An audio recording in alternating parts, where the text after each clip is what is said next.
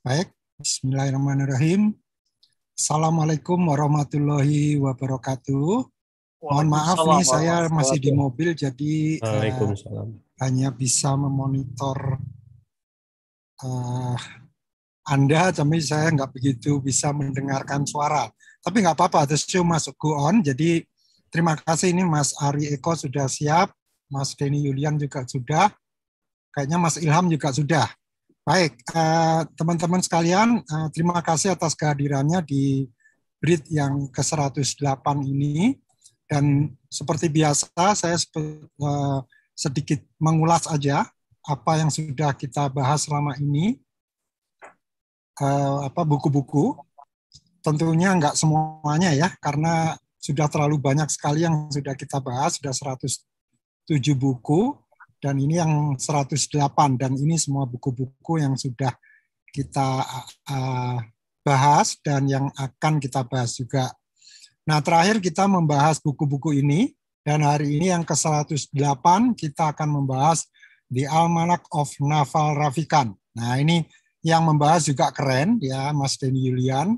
Kemudian pekan depan kita insya Allah akan membahas Positive Intelligence. Ini insya Allah yang membahas Mas Arief Setiawan, dan ini beberapa buku yang akan kita catat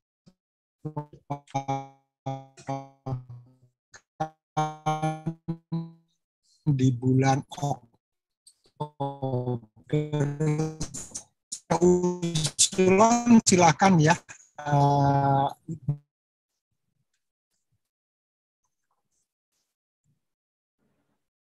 Suara Pak Gatot terputus ya di saya.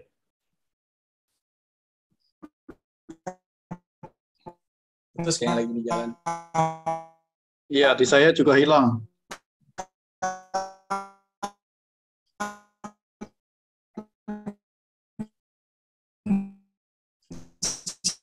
Apa yang menjadi Prasetyo.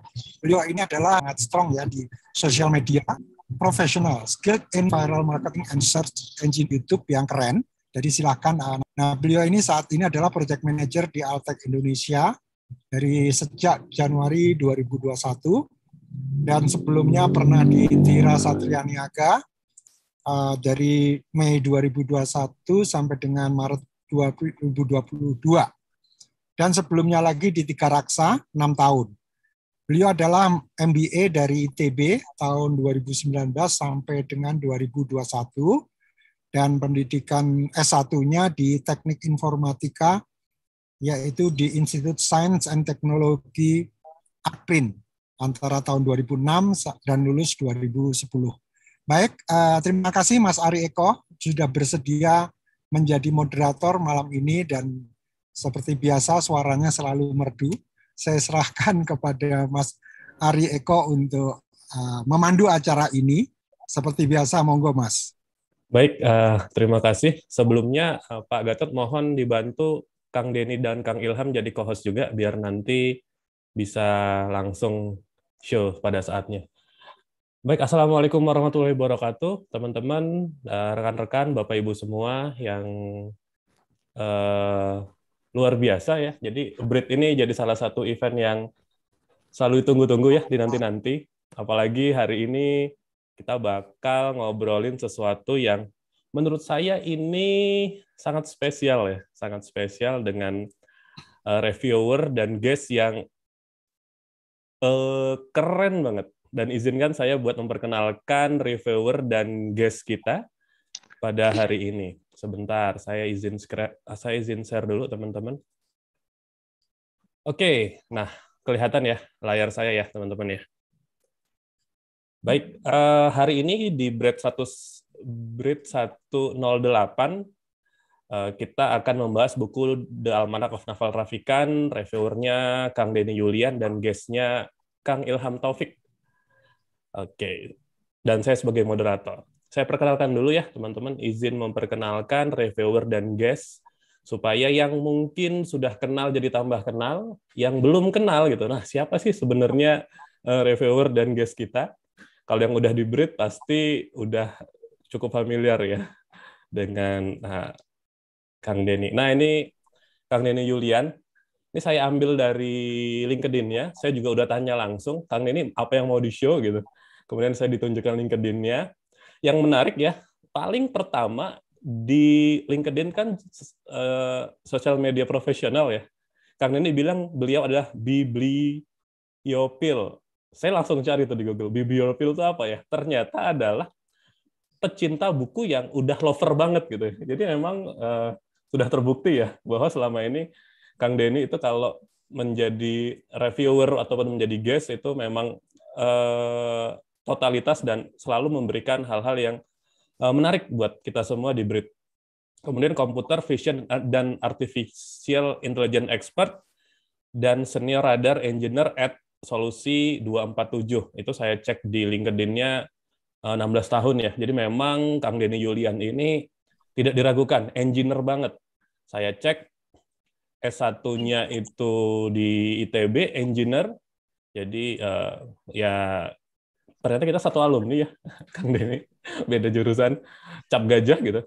Masternya, S2-nya di Gajah Mada. Wah, jadi memang beliau full engineer.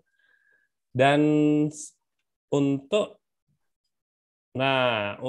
guest-nya ini juga pas banget ya, pas banget ketika kita ngomongin tentang Naval Ravikant, ketika kita ngomongin tentang apa sih ya nanti kita akan kelihatan ya Naval Ravikant. Mungkin teman-teman ada yang sudah mulai ngebaca atau udah selesai atau yang udah intip-intip ya.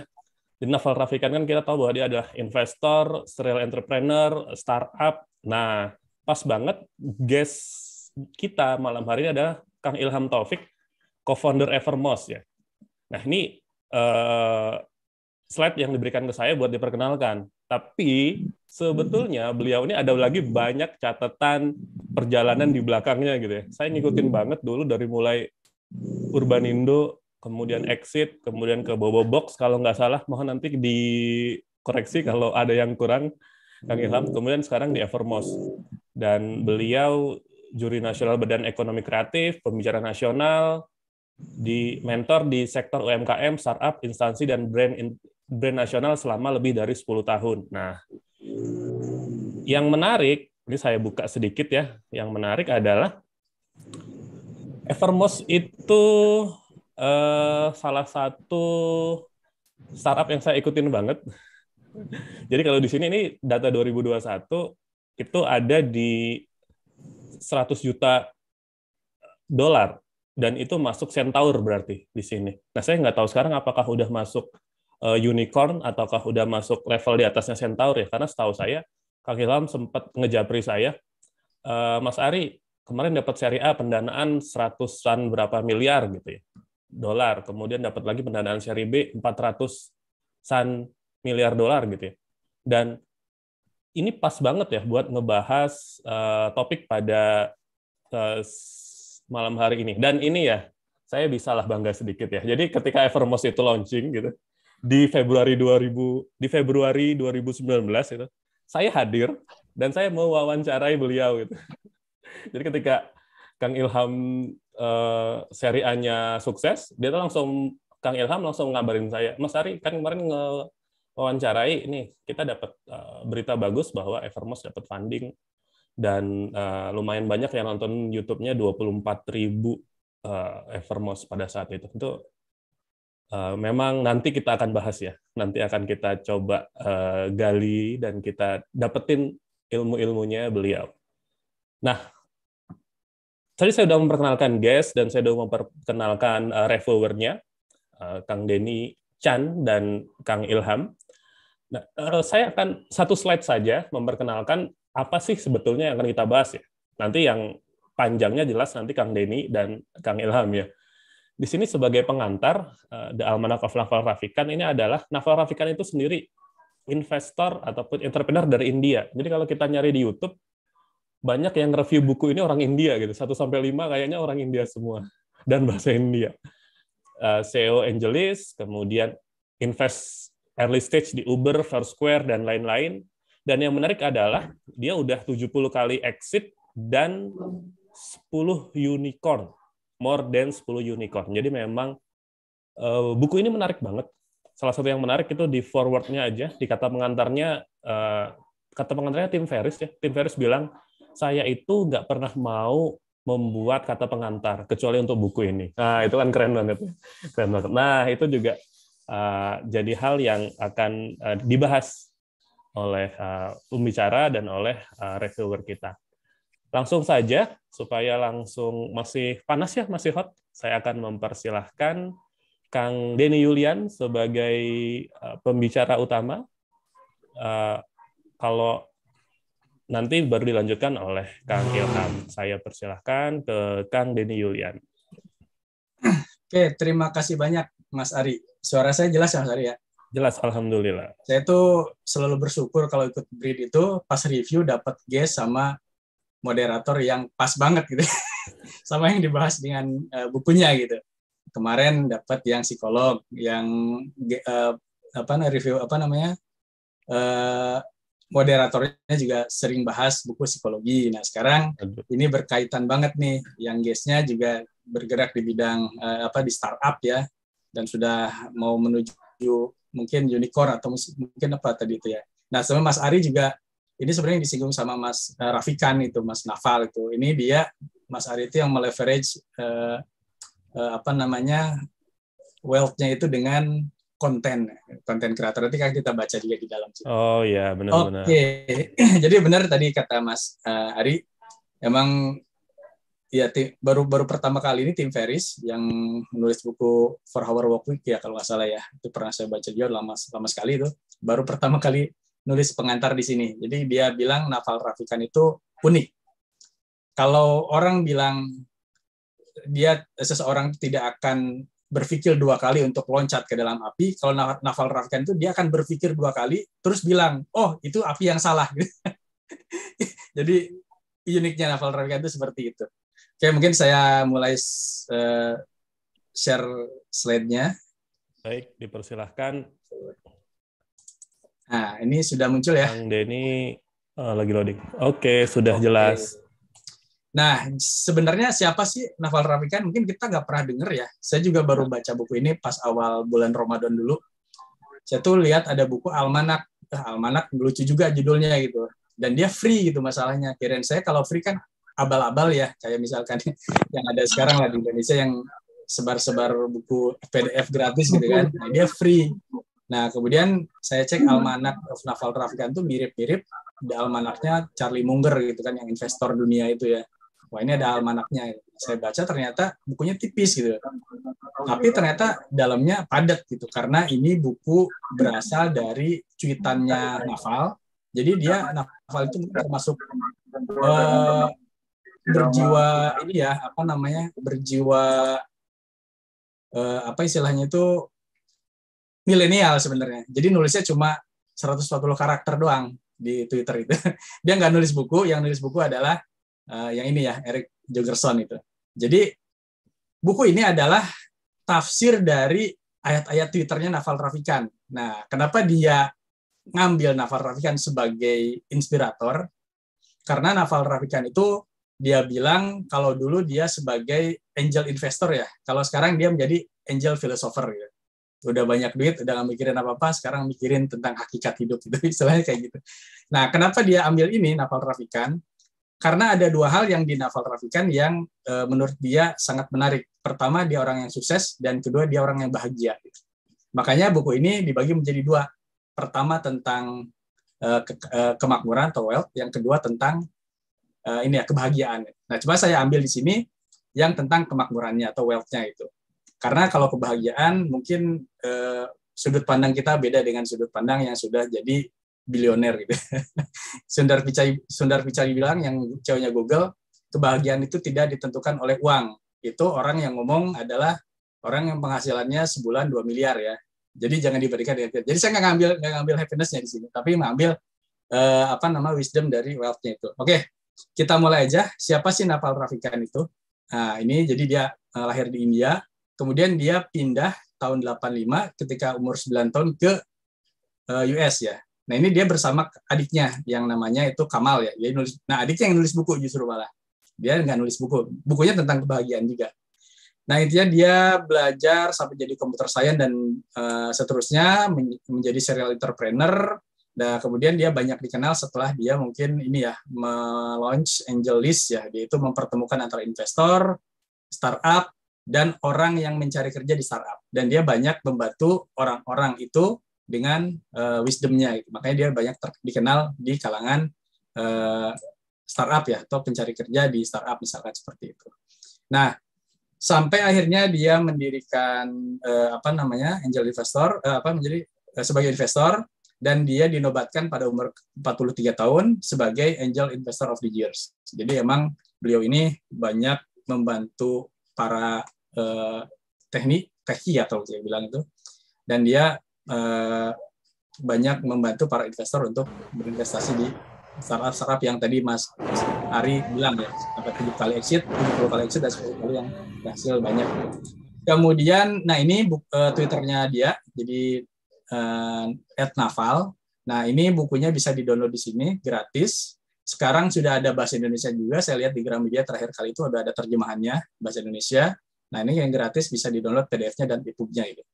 Kemudian kita langsung masuk aja. Ini part 1 dan ini saya bahas mungkin cuma part 1 tentang kemakmuran. Ini Kang Arief sering mewanti-wanti wealth itu tidak sama dengan kaya, kekayaan. Jadi mungkin saya cocok mengartikannya kemakmuran ya. Nah, di part 1 itu dia akan menceritakan, ini dulu, statement dulu bahwa yang saya ambil di sini adalah yang menurut saya menarik ya. Mungkin nanti teman-teman baca dari bukunya beliau, karena itu kan berupa wisdom ya, mungkin beda dengan apa yang saya akan sampaikan di sini. Poin-poinnya mungkin yang saya sampaikan beda dengan yang menurut teman-teman penting. Nah, pertama adalah bagaimana menjadi kaya tanpa tanpa keberuntungan lah istilahnya. Kenapa dia mengatakan ini? Karena yang namanya keberuntungan itu mungkin cuma sekali atau 2 kali, tapi tidak bisa diulang-ulang. Nah, di sini dia mengajarkan bagaimana caranya kita kaya dan terus kaya sampai seterusnya gitu. Jadi part 1 adalah tentang ini, gimana menghimpun kekayaan atau kemakmuran. Nah, dalam statementnya atau wisdomnya dia bilang membuat menghasilkan uang itu bukan sesuatu yang dilakukan, tapi yang kita pelajari. Apa maksudnya? Jadi, getting rich is about knowing what to do. Tahu apa yang dilakukan, who to do it with, atau dengan siapa kita melakukannya, dan kapan melakukannya. Jadi, kalau dari what-nya itu kita dapat, berarti kita pertama harus ngerti tentang bisnisnya, gitu, business understanding. Yang kedua tentang connection atau partner. Karena dalam jalan bisnis yang penting adalah partner, gitu. Kita salah milih partner di awal, bisa-bisa berantakan di akhir. Dan yang ketiga adalah timing. Ini yang seringkali diulang-ulang oleh Pak Satya, Pak Mirza, ya, bahwa startup itu adalah masalah timing, misalnya. Jadi kita memahami ini semua, insya Allah kita akan kaya. Gitu. Kemudian yang paling penting untuk menjadi kaya itu adalah menjadi pembelajar seumur hidup. Jadi kita harus mau belajar terus, apalagi di dalam tech company ya, dia pasti berubah terus tuh. Cycle-nya itu cepat sekali, perubahan tren atau perubahan teknologi itu, kalau kita berhenti belajar, kita ketinggalan itu. Apa yang menurut kita unik sekarang, belum tentu setahun kemudian masih unik. Bisa jadi pesaing kita menyalip kita, seperti itu. Unique value yang sekarang ada, belum tentu ada di kemudian hari. Kemudian yang kedua adalah, nah, bagaimana cara menjadi rich ini? Nah, ini biasanya dibahas di startup ya. Kita mulai dari masalah. Jadi ada society atau misalnya komunitas yang mereka biasanya orang itu menginginkan sesuatu gitu, tapi belum tahu gimana cara mendapatkannya gitu. Nah, di sini ada 3 hal yang perlu kita perhatikan. Ketika society itu menginginkan sesuatu yang baru gitu kan, mana dari sesuatu yang baru itu? Nah, ini biasanya problemnya nih. Ketika society itu punya problem atau punya masalah, mana dari masalah-masalah itu yang bisa kita provide? Nah, bagaimana kita bisa memprovide masalah, solvernya atau solusinya? Kita bisa mempersiapkan solusinya jika kita tahu bagaimana cara mendapatkannya dan tahu apa yang diinginkan, dan itu sesuai dengan natur kita atau misalnya kebiasaan kita atau misalkan apa yang kita kuasai itu. Nah, dan itu sesuai dengan skill set kita dan itu sesuai dengan kapabilitas kita, maka jika ketemu hal ini, kita akan dapat menyediakan apa yang diinginkan oleh society ini. Artinya apa? Ketika kita menyediakan waktu, menyediakan tenaga, menyediakan skill, yang akan dibalas oleh society itu adalah money, uang. Uang itu yang membuat kita kaya gitu. Nah, nggak mungkin dong kita ngasih cuma satu orang misalkan. Orang pengen misalkan gadget yang antara smartphone dan laptop, maka jadilah yang namanya iPad. Tapi kita nggak mungkin jualan ke satu orang itu. Nah, gimana cara scale-nya itu? Biar semua orang mendapatkan iPad itu. Ini bagaimana caranya scale ini? Itu akan mempengaruhi apa yang akan kita dapatkan atau will getting rich-nya ini. Kemudian yang berikutnya, carilah kemakmuran, bukan uang atau status. Nah, bagaimana cara mendapat kemakmuran ini? Pertama adalah milikilah bisnis atau aset yang bisa menghasilkan ketika sampai kita tidur gitu. Jadi kalau bahasanya Lo Keng Hong itu the sleeping investor itu. Dia tidur, bisnisnya ngasilin uang atau asetnya menghasilkan uang atau misalkan investasi yang menghasilkan uang, itulah yang dimaksud dengan kemakmuran. Nah, kemudian kenapa nggak money atau misalnya status? Karena money itu kan biasanya dipengaruhi oleh waktu dan dia hanya sebagai transfer time and wealth tuh. Dan status itu cuma buat flexing doang lah istilahnya. Itu nggak penting lah. Yang penting kita kumpulkan adalah kemakmuran ini. Nah, bagaimana caranya? Nah, financial freedom itu biasanya pertama yang disarankan oleh Naval, pertama bikinlah satu perusahaan. Kedua investasi atau kita memiliki IP. Nah, ini yang Mas Ari bikin, konten kreator dan lain itu adalah masuk ke IP ini. Nah, kalau kita punya ini, dia akan menghasilkan terus-terusan meskipun kita tidur ya. Investing kalau untung ya maksudnya. Create company juga kalau company-nya untung, nah, itu bisa menghasilkan bisnis dengan baik gitu. Kemudian kita tidak akan bertambah kaya dengan hanya menyewakan waktu kita gitu. Tapi kita harus memiliki ekuitas atau misalkan suatu bisnis atau misalkan financial freedom tadi itu. Itu yang bisa menghasilkan kekayaan ketika kita tidur. Karena kalau kita bekerja, kita bekerja kan paling 8 jam per hari. Kita mau naikin sampai berapa ribu dolar per jam gitu. Kalau kita ingin mengeksponensialkan penghasilan kita. Waktu kita terbatas, paling mentok 24 jam. Nah, tapi kita nggak bisa kerja 24 jam. Nah, gimana caranya menghasilkan sesuatu yang bisa jalan 24 jam meskipun kita nggak bekerja selama itu gitu. Nah, itulah yang disebut dengan sleeping investor tadi. Kita punya aset, kita punya perusahaan seperti Mas Ilham, kita punya bisnis, kita punya intellectual property yang bisa menghasilkan uang yang terus-menerus gitu. Jadi uang yang mengejar kita. Nah, kemudian dia menyarankan sejak dari awal, yang itu yang Kang Arif juga share di Telegram group, dia sejak awal, bahkan ketika dia belum punya uang, dia sudah membuat suatu batas minimal yang harus dia capai untuk personal hourly rate-nya gitu. Dia itu kalau nggak salah, saya harus bisa menghasilkan uang $5.000 per jam. Itu ketika dia belum bekerja gitu. Dan akhirnya katanya dia ketika sekarang dia sudah kira-kira mendekati itu gitu. Jadi emang kita harus punya mimpi gitu. Nah, jika kita punya problem yang bisa kita kerjakan, tapi ternyata katakanlah problemnya itu menghasilkan sesuatu yang di bawah personal hourly rate kita, mendingan tinggalkan. Atau kalau misalkan itu ada suatu project atau apapun ya, kalau bisa, dan kalau dia masih di bawah personal hourly rate kita, outsourcing-kan gitu. Ya, itu biar kita tidak mengerjakan hal yang atau pekerjaan yang sia-sia atau yang tidak sesuai dengan standar kita gitu. Jadi kita nggak buang-buang waktu ketika kita mengumpulkan atau kita mengerjakan sesuatu gitu. Nah, di sini ini quote yang bagus menurut saya.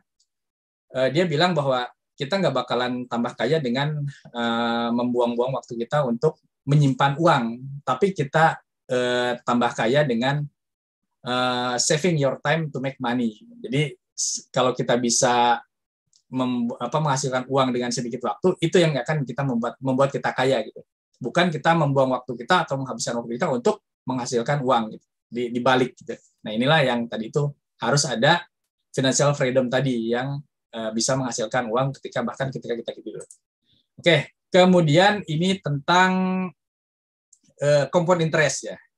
Jadi ketika kita akan masuk ke industri, carilah industri yang dapat bertahan lama atau playing long term games, atau misalkan kalau bahasanya Simon Sinek infinity games. Karena kita nggak tahu kan itu sampai akhir, kalau bisa sampai akhir kita masih bisa bergelut di industri itu. Dan carilah long term people atau misalkan partner yang bisa kita ajak bekerja sama dalam long term dalam waktu yang sangat panjang gitu. Nah, kemudian kenapa seperti itu? Karena akhirnya semua itu akan menjadi compound interest. Apa yang kita investasikan di dalam relationship, knowledge, dan lain-lain, bahkan kapital, itu akan menjadi compound interest. Compound interest itu semacam bola salju ya kalau di investasi itu. Kalau kita mungkin sering dideketin sama asuransi ya misalnya. Ini Pak, kalau misalkan atau investasi, kalau Bapak sekarang mulai investasi umur sekian, nanti umur sekian tahun Bapak udah punya sekian puluh M gitu, karena dia ada compound interest-nya. Di sini itu ternyata nggak cuma kapital, jadi pertemanan kita, semakin lama pertemanan kita dengan seseorang atau partnership kita dengan seseorang, kita akan semakin mempercayai orang itu kan. Nah, itulah compound interest-nya. Bahkan sampai suatu ketika kita melakukan agreement dengan orang itu, kalau kata Naval itu, ya kita nggak bakalan banyak negosiasi karena saya udah sering berteman dengan bekerja sama dengan dia, ya saya akan langsung menyetujui atau misalkan bersepakat dengannya gitu. Itu dihasilkan dalam waktu yang lama tentu saja. Ini adalah compound interest. Nah, makanya dia bilang ketika kita menemukan sesuatu yang tepat untuk dilakukan dan menemukan seseorang yang cocok atau dengan yang tepat untuk kita bekerja sama dengannya, invest di situ dengan sebanyak-banyaknya atau seriusi di sana gitu. Jadi pentingnya kita mengetahui apa yang akan kita lakukan dan pentingnya mengetahui tadi itu partner ya. Jadi yang pertama, kita tahu apa yang kita lakukan di bisnis ini misalkan, dan kita tahu siapa partner kita, langsung invest di sana itu. Karena itu berarti kita sudah mendapatkan dua hal yang penting. Kemudian, nah kalau tadi kita bicara tentang cara menghasilkan sesuatu dengan memberikan solusi kepada masalah-masalah yang terjadi di society, artinya kan kita harus punya ini ya, punya tacit knowledge atau misalkan ya punya tools-nya lah. Kita bisa apa sih? Apa yang harus kita punya untuk bisa memberikan solusi atau membuat suatu bisnis yang bisa memberikan solusi untuk semua masalah yang dihadapi oleh komunitas. Pertama, kita harus punya specific knowledge. Specific knowledge itu seperti apa? Yang kita tidak bisa di-train sebenarnya. Nggak bisa itu dilakukan dengan training gitu. Dan ini lebih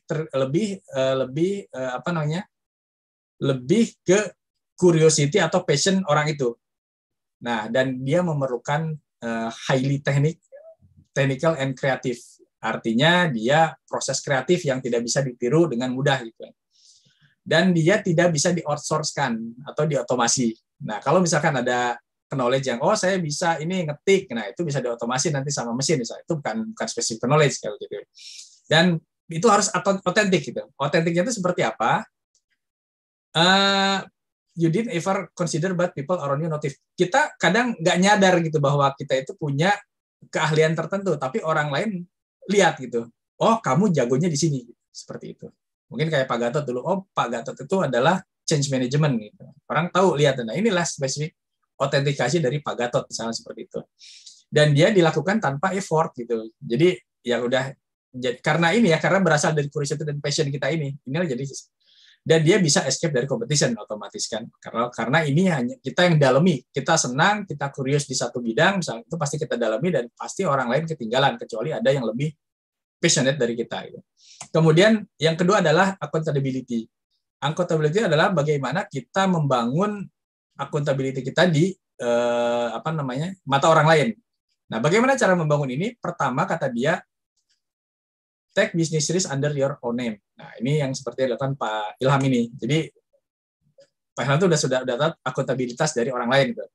Nah, jika pun gagal, selama kita honest dan kita effort high integrity artinya bukan karena kecurangan atau apa, ya orang sudah memaklumi lah, oh dia gagal kemarin bikin perusahaan, tapi dia integritas orang itu bagus gitu. Pasti dia ketika bikin perusahaan lain atau misalkan startup lain, ya orang masih percaya sama dia. Justru battle scar-nya itu menjadikan dia punya bobot di mata orang lain itu karena pengalamannya. Dan yang ketiga adalah leverage. Gimana cara dia meningkatkan ini ya kekayaannya. Pertama ada dua leverage. Pertama yang permission leverage. Permission leverage itu bisa dihasilkan dari kapital atau uang. Dan kedua people. Kenapa permission? Karena ketika kita akan mengumpulkan uang harus ada orang yang memberikan uang ke kita kan. Nah ketika kita mengumpulkan people harus ada orang yang mau ikut dengan kita. Jadi dia permission leverage. Nah yang disarankan oleh Naval adalah permissionless leverage. Apa bentuknya? Dia produk. Dan dia tidak ada marginal cost untuk replication. Contohnya kita coding. Contohnya kita bikin konten, media, broadcast, podcast, video. Nah ini seperti yang dilakukan oleh Mas Ari. Yang ketiga kita nulis buku. Nah, kita dapat terus kan royalti, gitu kan. Ini effortless dan dia nggak ada cost untuk replication-nya. Ini yang disarankan oleh Naval gitu. Makanya dia banyak bergelut di bidang teknologi karena dia melihat ini gitu. Ini nggak perlu orang gitu maksudnya itu. Jadi betul seperti itu. Nah, senjatai kita dengan specific knowledge, accountability, dan leverage, maka itu akan menjadi judgment buat kita. Atau misalkan persona kita, atau misalkan apa ya judgment itu? Ya penilaian orang terhadap kita. Jadi leverage itu akan memultifikasi apa yang orang nilai dari kita. Nah, ini ada gambar Warren Buffett ya. Seandainya Warren Buffett itu sekarang bangkrut, besok udah ada lagi yang mau investasi sama dia. Kenapa? Karena dia sudah punya judgment atau good judgment. Dia sudah dinilai orang lain pas terpercaya. Orang nggak bakalan nanya ke Warren Buffett, ini saya investasi 100 juta misalkan, atau 100 miliar. Kamu mau apain? Terus kamu kerjanya besok ngapain? Bangun tidur kemana? Terus kapan investasiin saya? Ini investasinya kemana? Kemudian kamu kapan tidur? Nggak bakal ditanya. Orang hanya bilang, ini saya investasikan 100 juta atau 100 miliar, lakukan apa yang harus kamu lakukan. Itu orang yang sudah punya judgment. Judgment itu yang tadi dari 3 itu. Specific knowledge, accountability, sama leverage. Nah, untuk meningkatkan judgment-nya. Maka di sini, wisdom is knowing the long-term consequence of your action. Jadi, kebijaksanaan itu adalah ketika kita melakukan sesuatu, kita sudah memikirkan jauh-jauh apa konsekuensinya. Gitu. Nah, kalau Naval Ravikant bilang, judgment itu dibentuk dari wisdom yang diaplikasikan ke dalam external problem atau external people. Jadi cara memandang orang lain, memandang kita itu ditentukan oleh bagaimana cara kita melakukan sesuatu, cara kita memutuskan sesuatu yang akan mempengaruhi penilaian orang terhadap kita ke depannya gitu. Jadi ini adalah wisdom. Nah, ini mungkin yang berikutnya. Judgment emang butuh experience, tapi dia dapat dibangun dengan foundation skill yang bagus gitu. Nah, kalau kita punya alokasi waktu sedikit-sedikit, lama-lama menjadi satu knowledge yang baik gitu. Nah, Naval itu lebih suka dia kalau misalkan mempelajari hal-hal yang basic yang menjadi foundation-nya. Jadi seperti dia, makanya dia belajarlah mikroekonomik, game teori, psikologi, persuasion, matematik, dan komputer. Cuma ini basicnya. Jadi ketika kita akan mempelajari sesuatu, manajemen dan lain, kita bisa balik lagi ke teori dasarnya gitu yang mempengaruhi hal itu. Jadi dia menyarankan kalau kita misalkan mau belajar tentang teori evolusi, belajarlah ke Darwin langsung gitu istilahnya. Foundation-nya yang kita harus pahami itu. Statistik ya kita pahami statistiknya gitu. Kemudian, nah apa yang harus kita pelajari? Ada 2 hal yang Naval bilang. Pertama, pelajari cara menjual. Semua orang apapun profesinya harus bisa menjual. Yang kedua adalah pelajari caranya membuat sesuatu. Jadi sell itu apa? Dari mulai marketing, communication, raising money, inspiring people, public relation, build itu seperti apa? Programmer, software engineer, hardware engineer, dan lain-lain. Nah, kalau kita bisa menguasai 2 hal ini, nah, kita pasti unstoppable gitu untuk menghasilkan kemakmuran itu. Oke, mungkin itu. Oh ya, ini 2 terakhir. Terakhir mungkin ini untuk yang satu hal yang dikenal dari Naval adalah dia gila baca juga seperti yang ada di grup kita. Nah, ini wisdom-nya dia dalam membaca nih.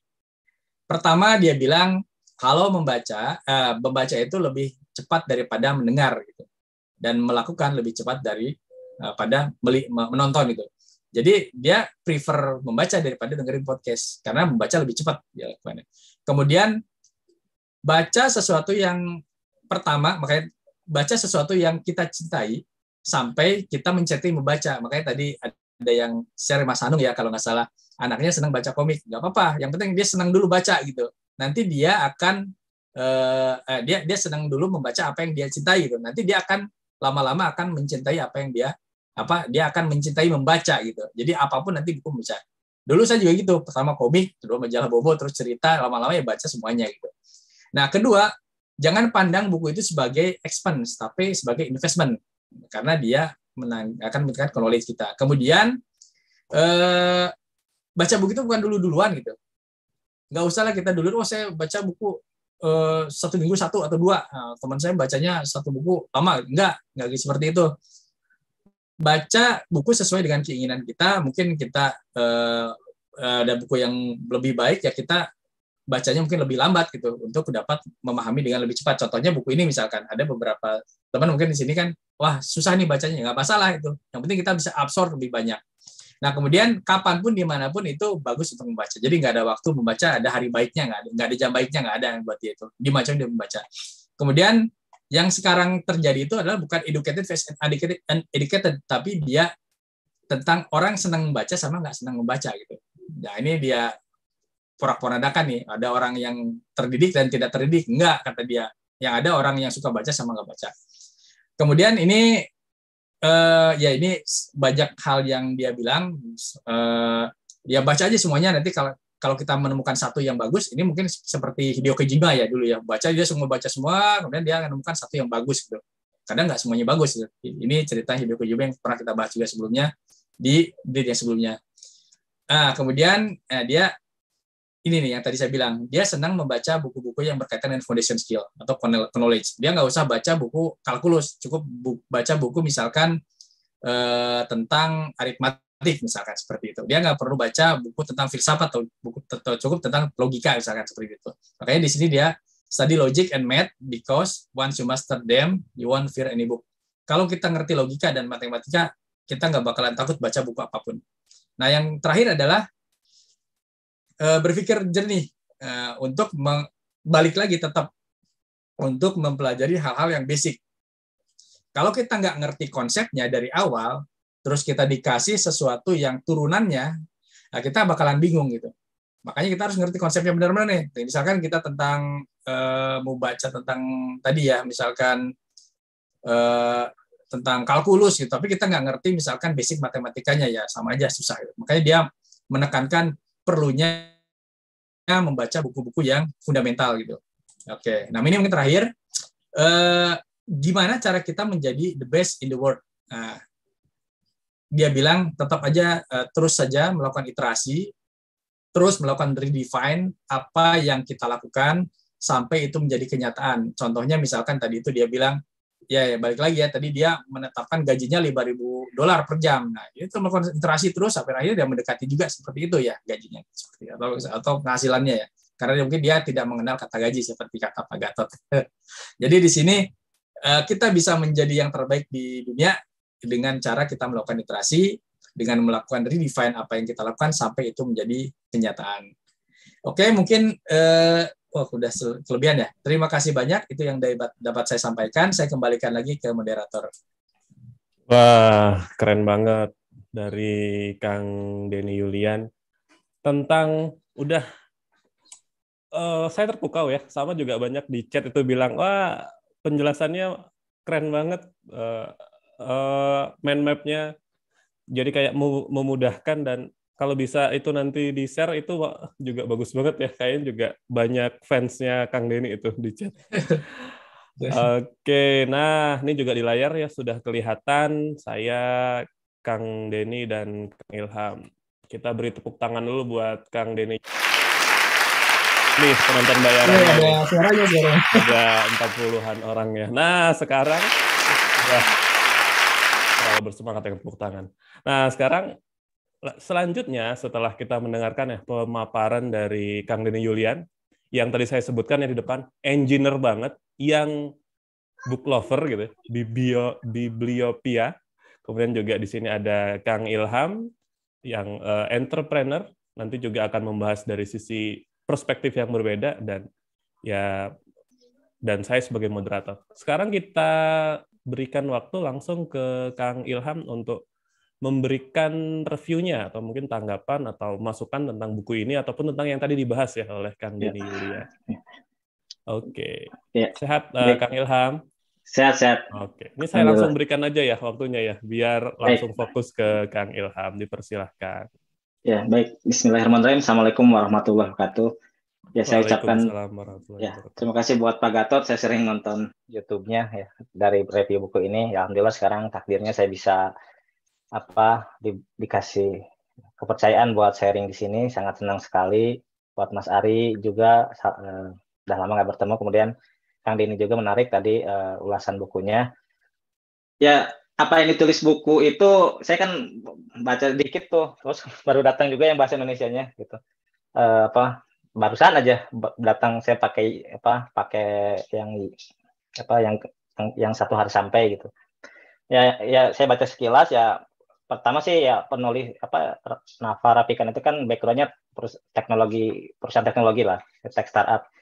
Ya ya mirip dengan apa yang saya sekarang jalanin gitu ya. Jadi tadi saya mencatat soal tentang yang compound interest. Nah, compound interest ini tadi konteksnya itu ternyata nggak hanya sebatas tapi termasuk relasi juga di dalamnya. Nah, yang saya rasakan juga seperti itu sebenarnya.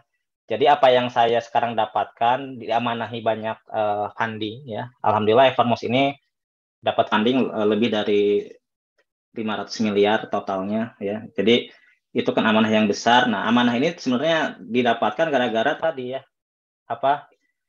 invest di silaturahim, invest di relationship gitu. Jadi mungkin dari 10 tahun yang lalu tuh saya senang silaturahim, senang berguru, senang ikut seminar, senang baca buku juga gitu. Jadi sebenarnya setuju sekali dengan pernyataan di buku itu ya, bahwa relationship itu mesti di-invest gitu. Jadi dan sama ya funding di startup juga ya, to be honest itu banyaknya relationship game gitu. Jadi emang permainan relasi gitu. Jadi nggak semata-mata kita punya skill yang hebat ya, kalau nggak punya relasi yang kuat juga ya agak susah juga sebenarnya gitu. Jadi itu yang saya catat dari itu. Kemudian yang saya tadi ingat ya, meskipun saya belum baca buku sepenuhnya, tadi tentang specific knowledge. Nah, alhamdulillah itu juga menggambarkan diri saya juga gitu. Karena waktu itu saya tuh tahun 2010-2011 tuh udah bisa Facebook Ads gitu. Waktu itu di Indonesia itu masih jarang yang bisa Facebook Ads ya. Bisa ngiklan karena barrier to entry-nya juga tinggi waktu itu. Harus punya kartu kredit, PayPal. Beda sama zaman sekarang, Facebook Ads udah jadi komoditas gitu ya. Ya mirip kayak dulu mungkin orang tahun 2000-an ya, orang yang bisa PowerPoint, Microsoft Word itu punya specific skill gitu. Specific knowledge, otomatis masuk kerja tuh gampang lah. Tapi kan sekarang udah jadi komoditas, ya bukan lagi sesuatu yang specific knowledge. Nah, artinya specific knowledge itu ternyata bisa berevolusi juga, jadi yang mainstream gitu. Nah, maksud konteksnya mungkin kalau saya bisa menambahkan, jangan sampai kita kehilangan momentum ini gitu. Kayak saya, rezekinya dulu bisa Facebook Ads tuh, itu alhamdulillah tuh. Banyak orang yang percaya ke saya buat dibantuin digital marketing, saya ngajar. Dari situlah timbul relasi-relasi yang saya jadi kuat gitu. Nah, tapi sekarang bisa Facebook Ads ya, bukan lagi specific knowledge, bukan lagi specific skill, tapi itu udah jadi commodity skill. Jadi bukan hal yang spesifik lagi. Jadi agree banget dengan pernyataan di buku itu bahwa kalau mau tadi getting rich ya tanpa laki itu ya salah satunya punya specific skill. Nah, mungkin PR-nya gimana caranya kita sekarang mencari apa nih specific skill yang emang nggak tergantikan gitu, yang melekat ke diri kita juga, dan itu penting juga sih. Yang kedua itu tentang accountability. Nah, saya termasuk orang yang saya pribadi ya sangat menjaga nama baik itu. Jadi waktu saya tuh sebelum waktu kuliah tuh udah berbisnis tahun 2008 tuh di waktu itu saya buka warnet, buka apa. Nah, itu terus bangkrut gitu. Nah, saya tuh merasa bertanggung jawab padahal founder warnetnya itu berempat gitu. Tapi karena saya merasa yang mengajak, saya tuh merasa saya yang harus palingnya bertanggung jawab. Akhirnya saya tuh sekeras tenaga saya tuh mengembalikan kepercayaan itu gitu dengan cara mengganti uangnya atau apanya. Nah, mungkin accountability ini yang emang kita tuh salah satunya berani bertanggung jawab terhadap apa yang kita putuskan, kemudian bertanggung jawab terhadap apa yang sudah kita pilih gitu. Ya. Jadi kayak sekarang saya memilih di dunia teknologi yang pace-nya sangat tinggi, kemudian dinamikanya sangat tinggi. Ya itu ya saya harus bertanggung jawab terhadap apa yang saya putuskan di masa lalu gitu. Ya. Tadi tuh Mas Ari juga mention ya, emang Mas Ari yang pertama kali wawancara saya ya, karena saya sama Mas Ari dari background yang sama dulunya, dari anak e-commerce gitu ya, dari anak e-commerce, anak internet marketer gitu. Terus yang ketiga itu tadi itu soal leverage ya. Nah, leverage juga ya itu ya saya kalau saya pribadi dapetin dari banyak hal yang emang sifatnya tadi ya seperti apa yang di mind map lah, seperti itu ya. Tapi kebutuhan saya di industri ini sebagai key player, saya melihat persamaan para founder dunia teknologi ya mirip-mirip kayak gitu ya. Mungkin ya karena penulisnya dari situ ya, jadi dia bisa mengkristalisasi pengalamannya di Twitter, kemudian ditafsirkan di dalam buku yang sekarang kita bahas gitu. Jadi sebenarnya kalau saya pribadi pada saat tadi Mas Denny menjelaskan buku itu tuh seperti menuliskan pengalaman saya juga gitu ke dalam sebuah buku ya, mirip-mirip gitu, pattern-nya mirip gitu. Ya, jadi mungkin pattern-nya mirip, tapi mungkin detailnya yang berbeda, situasinya yang berbeda. Ya, mungkin kita juga harus sadar bahwa itu mungkin kultur Amerika misalnya. Kita kultur Indonesia agak beda tuh cara approach atau ngebangun relasinya, nggak bisa disamain juga gitu. Ya, kalau misalnya tadi Nafa Rafikan itu misalnya saklek misalnya tentang paper hour-nya harus berapa gitu, yang enggak itu di exclude. Ya bisa jadi itu karena kultur di Amerika atau di luar negeri itu lebih profesional gitu, lebih enak gitu. Tapi kalau di Indonesia saya melihat agak kita harus mulai mengkompatibelkan inspirasi itu gitu. Di Indonesia bisa jadi kita harus giving dulu gitu. Ya, giving dulu. Saya ingat waktu saya ngebangun relasi, saya giving dulu aja gitu. Enggak terlalu nge-charging gitu. Nanti seiring dengan pengalaman, orang juga menilai siapa kita, dan tadi akumulasi kepercayaan itu mulai jadi judgement di diri kita, ya itu seiring waktu ya kita juga bisa dapat amanah yang lebih besar. Kalau mungkin itu Mas Ari, kalau sedikit apa yang saya bisa tangkap, karena ya baru kemarin kan saya dapat infonya, saya skimming dulu baca bukunya, tapi tadi lebih banyak dapat gambaran dari ulasan Mas Denny sih. Gitu mungkin Mas Ari ya. Oke, wah, baru sedikit aja udah banyak nih. Tapi nanti kita gali lagi ya. Nah, teman-teman ya, kasih aplaus dulu buat. Waduh, termasuk Pak Gatot juga ngasih aplaus tuh. Nah, teman-teman, sekarang kita bisa masuk ke sesi tanya jawab ya. Ini saya munculkan juga Kang Denny di layar. Jadi teman-teman bisa mungkin raise hand, angkat tangan, atau di chat, tapi sebaiknya mungkin lebih mudah kalau show cam ngomong langsung, karena ini bisa disampaikan langsung ya ke Kang Ilham dan ke Kang Denny, jadi bisa dibahas dan dijawab dengan lebih jelas. Karena memang buku ini menurut saya sangat padat ya, sangat padat, dan di dalamnya itu ada beberapa yang kontradiksi dengan yang kita ketahui pada saat ini. Nah, itu juga mungkin perlu kita bahas.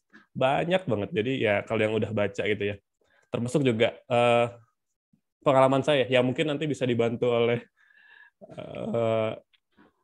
Pak. Ada di situ si Rafael Rafikan bilang kita tidak perlu ambil kelas bisnis. Itu kan secara mentah kita nggak bisa telan ya. Tapi di situ Rafael Rafikan tuh bilang gitu. Kita nggak perlu ambil kelas bisnis, tapi kan ya mungkin itu harus ada konteksnya apa, penjelasannya apa, itu juga penting. Oke, mungkin ada yang mungkin mulai mau bertanya? Belum? Atau kita cek di komentar nih, sudah ada nih di chat yang nanya. Boleh saya bacakan ya, Kang Ilham, Kang Denny. Dari Mbak Anggela Natali, saya bacakan atau mau ngomong langsung nih? Saya bacakan ya. Izin tanya Kak Ilham dan rekan-rekan, kira-kira apakah kita masih perlu belajar commodity skill? Berarti apakah kita masih perlu belajar skill yang udah banyak dikuasain orang gitu mungkin ya maksudnya ya. Dalam rangka pencarian dan pengembangan spesifik skill. Apakah pembelajaran mengenai commodity skill termasuk salah satu cara learn the fundamental? Nah, ini boleh dijawab. Mungkin Kang Denny dulu ya. Kang Denny dulu boleh menjawab, nanti baru kalau ada yang ingin ditambahkan dari Kang Ilham juga. Dipersilahkan. Oke. Commodity skill itu yang tadi itu ya, yang sebenarnya sih kalau kita mau nyari katakanlah untuk tadi itu ya, mencari raising the money kan, berarti kita harus ada skill tertentu yang kita kuasai ya. Nah, mungkin nggak semua orang punya skill yang dibutuhkan oleh market. Nah, sekarang butuhnya misalkan Facebook Ad karena sedang rame misalkan ya, kita belajar Facebook Ad untuk menghasilkan raising the money itu. Tapi kalau kita tadi ingin multiple atau bisa pingin menggapai kemakmuran, itu aja nggak cukup. Nah, maksudnya apakah commodity skill itu bisa mengembangkan spesifik skill atau menghasilkan spesifik skill? Balik lagi tadi ke definisi ya. Definisinya Rafal itu kalau spesifik skill itu ya yang benar-benar otentik dengan kita gitu. Artinya sesuai dengan passion kita, sesuai dengan curiosity kita, kemudian karena kita mendalami hal itu terus-menerus dan kita fokus ke sana, otomatis kita bakalan jauh di atas orang-orang yang tidak fokus di sana. Misalkan contohnya Kak Ilham. Kak Ilham udah belajar banyak banget tuh Facebook Ad mungkin di awal ya. Orang lain yang baru belajar mungkin ketinggalan jauh gitu kan. Sampai suatu ketika mungkin itu akan terlampaui gitu ketika itu sudah menjadi commodity skill. Coba balik lagi, apakah kita passion kita ada di sana atau enggak? Karena yang menentukan kita bisa mencapai tingkat paling tinggi dalam ilmu pengetahuan kita, katakanlah itu passion kita. Gitu. Kalau kita nggak ada passion, ya kita belajarnya juga nggak akan istilahnya ya cuma sekedarnya saja gitu. Nah, kemudian commodity skill termasuk salah satu learn the fundamental. Fundamental itu perlu dibedakan. Jadi fundamental itu kalau kita bilang adalah basic skill atau basic knowledge yang harus kita ketahui tentang sesuatu. Ekonomi nggak akan bisa kita pahami kalau kita nggak mempelajari matematika, misalkan. Atau misalkan kita nggak bisa baca perusahaan kalau kita nggak belajar cara valuasi perusahaan, misalnya seperti itu. Nah, itu adalah basic skill. Cuma kita maksudnya nggak perlu harus belajar sampai kalkulus untuk bisa memahami apa yang terjadi di pasar gitu misalnya. Nggak perlu kalkulus untuk memahami probabilitas gitu misalkan seperti itu. Bahkan saya pernah dengar juga ceritanya Pak Budi Isman yang dulu mengelola Sari Usada ya, dari 4 triliun menjadi 20 triliun dijual. Dia itu DO 4 kali kuliah. Dia nggak pernah belajar. Intinya kalau dia belajar gagal lagi, keluar lagi, sampai akhirnya dia belajar di luar negeri di universitas swasta. Dia bilang, saya itu belajar banyak dulu matematika, kalkulus dan lain-lain. Sampai sekarang saya nggak pernah nemu itu di bisnis. Sampai sekarang dia pensiun dari Sari Udada, Usada, kemudian jadi direktur Coca-Cola, sampai akhirnya dia pensiun sekarang membina UKM, nggak pernah nemu itu yang ada kalkulus. Nggak pernah nemu yang ada juga. Artinya itu kita pentingkan itu adalah basic skill. Misalkan kalau Naval itu bilang kalau kita ingin memahami ekonomi ya pelajarilah matematika, probabilitas seperti itu. Nggak perlu kita sampai belajar kalkulus. Mungkin itu kalau dari saya. Selebihnya saya serahkan ke Pak Ilham ya. Lebih jelasnya. Kang Ilham, nih gimana nih tadi pertanyaannya tentang masih perlu nggak sih kita menguasai commodity skill? Padahal kan sudah banyak yang menguasai gitu. Pada intinya mungkin. Silahkan. Ya kalau namanya juga komoditas ya pasti harganya juga ya nggak bisa naik ya. Ya kalau mau punya pendapatan yang berbeda sama orang ya tadi konteks tetap harus spesifik skill tadi. Nah, menurut saya sih kalau passion itu ada bisa nature, bisa nurture. Saya tuh passionnya bukan di bisnis sebenarnya awalnya itu, ya. Eh, Masuk ke bisnis karena kepepet aja gitu, karena apa? Ya banyak hal logis yang saya hitung ternyata wah ini nggak bisa nih kalau nggak bisnis. Nah itu, jadi kepepet bisnis yang akhirnya terus ditambah lagi sempat bangkrut juga, belajar Facebook Ads juga karena terpaksa sebenarnya nggak ada cara lain karena waktu itu saya mikir gimana kalau sewa ruko lagi udah nggak ada duit ya saya harus belajar digital marketing gitu. Jadi emang maksud saya tuh passion itu bisa dibentuk, nggak harus selalu dari bakat alami, kok bisa dari hal-hal yang sifatnya motivasi yang kita awalnya saya juga nggak mau jadi entrepreneur, saya juga nggak ya, apa yang saya impikan tuh bukan yang seperti ini sekarang tuh sebenarnya, karena ya di perjalanan ternyata ya Allah tuh banyak apa mengajarkan saya banyak hal, saya banyak waktu itu awal bangkrut ya terpaksa saya belajar spesifik skill gitu. Waktu itu kan karena bisnis saya sebelumnya warnet, nah itu kesempatan saya buat belajar 24 jam tentang digital marketing gitu. Apa namanya tentang konten kreator dan konten kreator AdSense itu saya udah kenal dari tahun 2008. Sekarang ya banyak orang udah apa di Indonesia baru booming akhir-akhir ini setelah banyak konten kreator dapat dari YouTube dan lain-lain. Sebenarnya nah itu artinya yang mungkin tipsnya salah satunya kita harus lihat negara maju rame apa, ke Indonesia biasanya datangnya ke belakangan kan. Nah itu bisa jadi kita harus kuasai skill itu pas ini yang rame di sana nih. Dan Indonesia biasanya datang setahun 2 tahun kemudian. Nah itu bisa juga tuh buat jadi naikin value kita juga. Mungkin itu. Oh iya, bener banget ya. Dulu Gary V itu ngomongin TikTok udah dari 5 tahun yang lalu, udah dari 3 tahunan yang lalu ya, ketika TikTok baru muncul gitu. Kita masih ngata-ngatain Alpenliebe gitu. Ternyata sekarang trending banget TikTok. Ya, betul, saya dapat gitu. Lampu insight-nya. Mungkin ada yang ingin bertanya, teman-teman, angkat tangan, Bapak Ibu, rekan-rekan. Atau kalau nggak ada yang nanya, saya yang tanya. Ini juga ada Pak Satya, guru saya. Jadi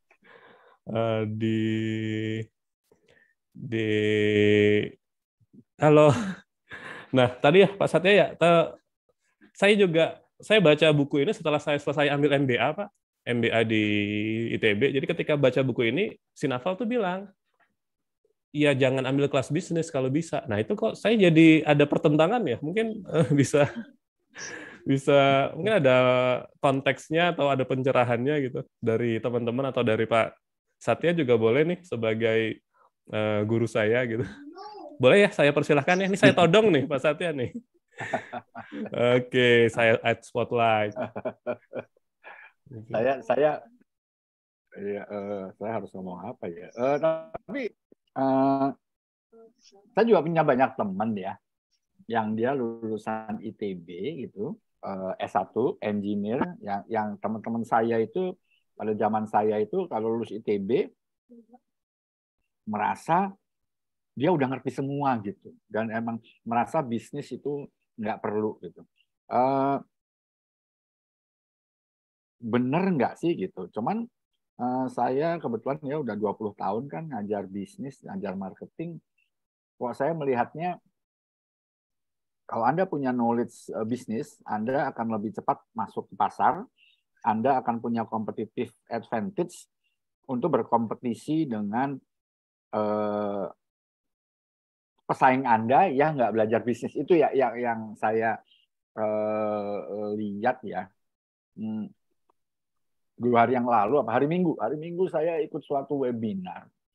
Webinar itu yang menyelenggarakan salah satu fakultas apa jurusan yang bergerak di mining. Ya, yang bergerak di mining itu ada tambang, geologi, kemudian minyak ya, salah satu. Judulnya sih keren, judulnya itu Game Changer and Revenue Stream. Kenapa saya ikut webinar itu? Karena saya kira ini walaupun di pertambangan mengenai energi, saya kira dia akan bicarakan masalah keekonomian, masalah bagaimana menarik investor di pertambangan. Tapi ternyata isinya masalah teknis ya, dan teknisnya menurut saya agak terlalu teknis. Jadi waktu itu saya tanya, yang menyelenggarakan mahasiswa, anak S1, saya tanya, ini ada webinar tentang game changer, tentang revenue stream, tapi pembicaranya kok nggak ada yang bicara mengenai bisnis ya, mengenai keekonomian. Jadi itu yang terus terang yang saya lihat kelemahan dari mahasiswa ITB ya. Mahasiswa ITB itu kurang mendapat bukan pelajaran bisnis tapi life skill gitu. Dan di dunia bisnis ternyata mahasiswa ITB itu yang pebisnis murni nggak banyak ya. Kebanyakan mereka sukses, misalnya di pemerintahan, di BUMN, tapi pebisnis dari entrepreneur yang berhasil dari awal itu saya nggak yakin itu banyak gitu. Jadi buat saya bisnis perlu, tapi ada tapinya nih. Kalau ditanya perlu nggak S1? Mungkin nggak perlu kali ya gitu. Karena sekarang banyak kursus-kursus bersertifikat dan orang-orang sekarang membutuhkan orang-orang dengan spesialisasi, sertifikasi khusus.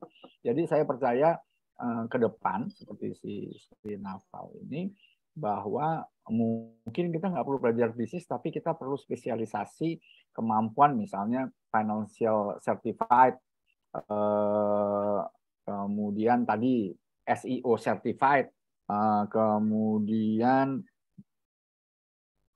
apalagi tadi Google SEO ya, nanti mungkin Tickers Analytics certified. Terus sekarang yang saya dengar lagi tren juga adalah ada demand yang tinggi untuk data analitik ya, untuk ada data analitik. Saya nggak tahu sertifikasi udah ada belum sertifikasi untuk data analitik. Terus sekarang ada tren ESG, environmental, social and governance. Banyak perusahaan-perusahaan besar harus dikasih rating.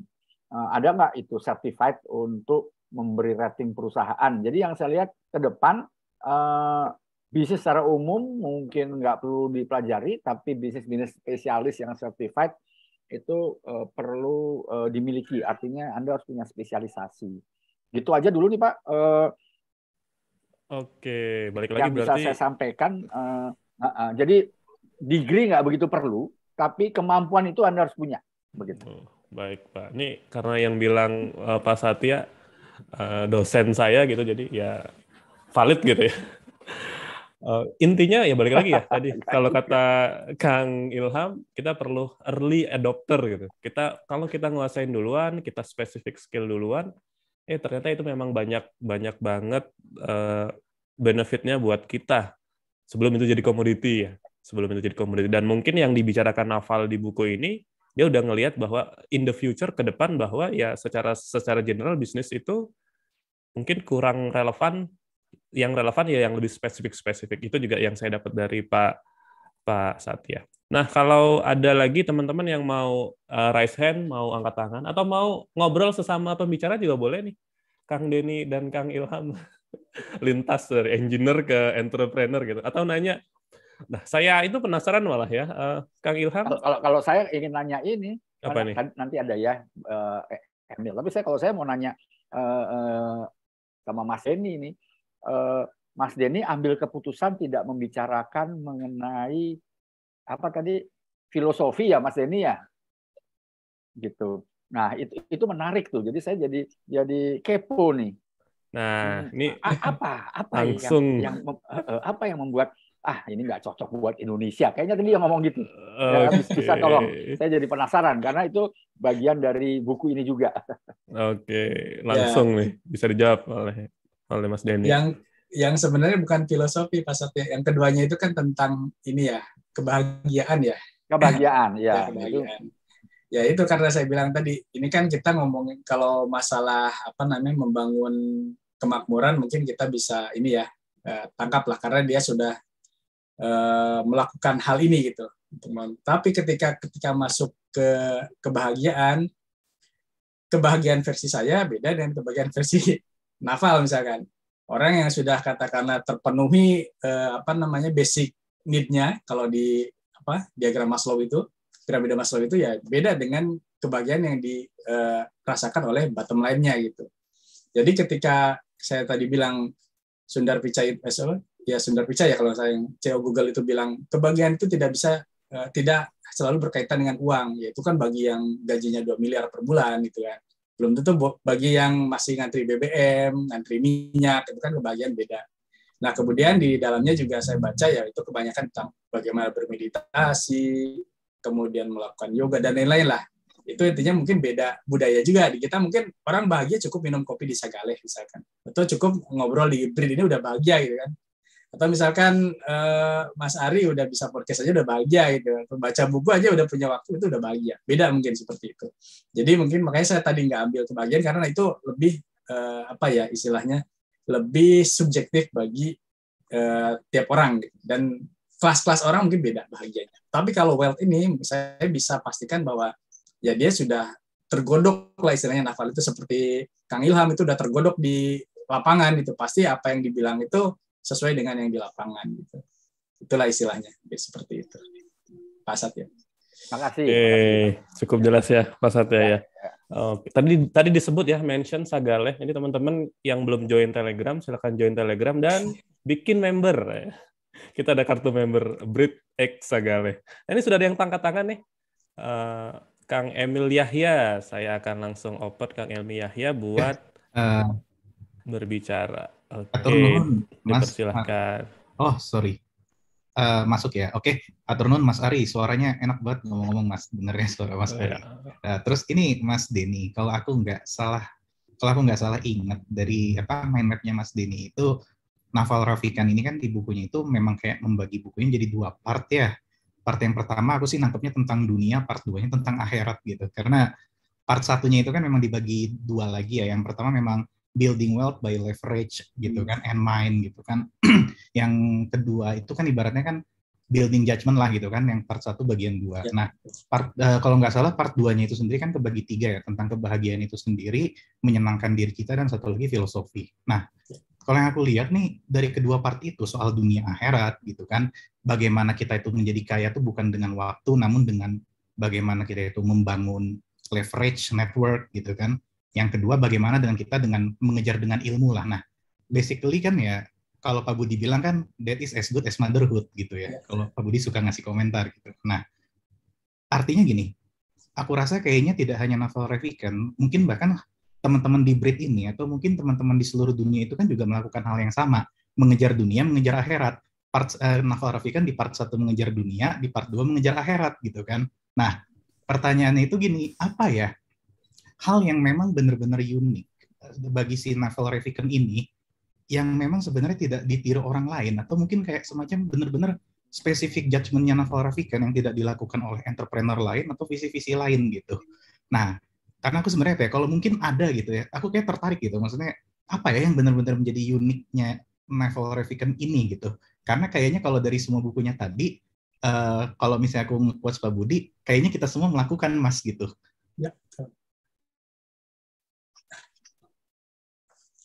Ya, langsung aja Mas Ari ini. Oke, iya, langsung dijawab. Nah, ini langsung makasih banyak. Denny. Mas Emil, nah, ini kan jelas tuh isinya bukunya apa aja. Itu kalau saya tuh senang sama Mas Emil karena dia bisa menstrukturkan yang rumit. Terus terang saya bingung kalau sudah menstrukturisasi seperti tadi, karena yang namanya wisdom itu, ini buku ini mirip kayak psikologi of money gitu. Itu ngacak di mana-mana ada idenya, nah gimana cara menstrukturisasi ini. Nah, ini Mas Emil berhasil melakukan hal itu. Nah, betul sekali tadi sebenarnya. Ya kalau misalkan dibilang ini tentang dunia, ini tentang akhirat ya, cuma tentang yang satunya lagi tentang filosofi lah kalau kata Satya tadi. Filosofinya emang banyak, tapi di bagian satu juga itu sebenarnya isinya filosofi kalau menurut saya.